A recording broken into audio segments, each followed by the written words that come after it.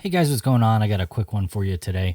So we're over here in the motion graphics tab in After Effects, and I'm getting an error here when I try to export this out to my local drive. It says this motion graphics template requires dynamic link, which does not support media replacement controls. To export, please remove the media replacement controls, blah, blah, blah, blah, blah, following follow types, blah, blah, blah, advanced 3D.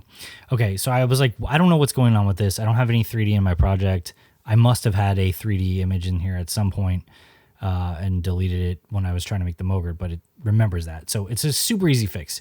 You just go up here in composition. I know you can't really see it from the screen here, but you just go to the composition and you go to composition settings, okay? It'll pull up right here. So go to your composition settings and go to the 3D renderer tab. It's set to advanced 3D. Just flip that over to classic 3D and hit OK, and you should just be able to render. That's it. It's that easy, super fast. Took me an hour to figure this out. So hopefully it doesn't take you an hour because you found this video.